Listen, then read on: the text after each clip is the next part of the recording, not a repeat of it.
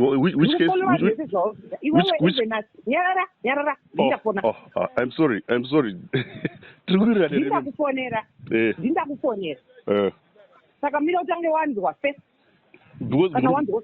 All right.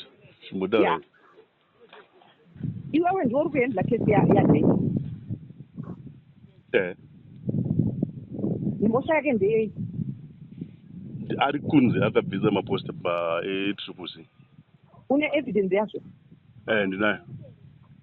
Ndokumbira evidence yacho. Number 1. Ari kunze akabvisa muswani. Number 2. Ma'am, I don't know the ndiri kupa this information nemhaka yei. Unofana ubani? Ndiri kuita kuenda court.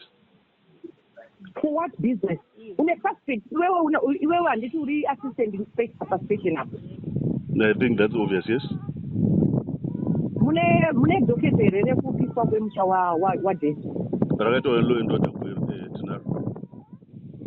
Rakaita sei? Rakaitwa law and order gweru. Ndokumbira kuziva kubva kwauri as an inspector, assistant inspector we station. Yeah. Usandikorrect ndoziva zvandiri kutaura. Ma'am, ndofunga ndiri kutaura kuti munhu anoziva zvaari kutaura ma'am. Hello? Ndakateerera, taura chini. Ndachikukorrekta ndonzi assistant inspector. Yes, ndingatombokuudza that time kuti iva assistant inspector. Yes. Don't try to be sarcastic. All right, go ahead. Don't even, handina kufanana nevamwe vese vaunotaura navo. Handinambotaura newe Mateo ndandisangana nhamba yavo. Kopuri kundipopotera china ma'am? Ndiri kukupopotera bhozi uri kutadza basi. Ndatadza papi? Watadza pese. Tangira papi. Date riri kunzi Danger akadambura bebe. Statement ya witness Mr. 12 July. Mr. 12 July ndandina Danger. Yeah, iyo inenge iri defense yake azvirambidzwe. Inoita sei? Inenge iri defense yake anozvitaura mukoti izvozvo.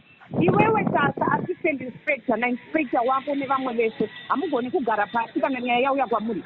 Kugara hau? Kugara chaiko pasi kudiscuss. No.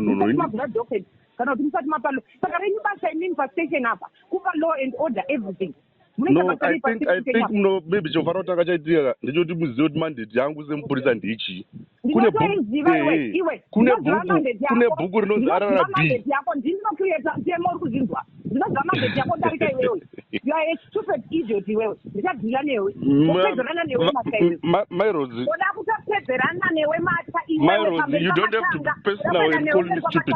You are an idiot. Taura kuti MP vandichuka kuti idiot. Don't go around telling people what you say. Ndirimbwa yemunhu shuwa honorable ngaudza constant as inspector kuti wewe ndicharwa newe kuti unofana kuita neni urembwa. Maita basa honorable Rwodzi.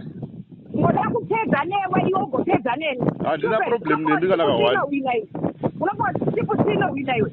Ani kwanotaura izvo I'm just saying munhu anovhota. Maita basa. Maita basa. Thank you.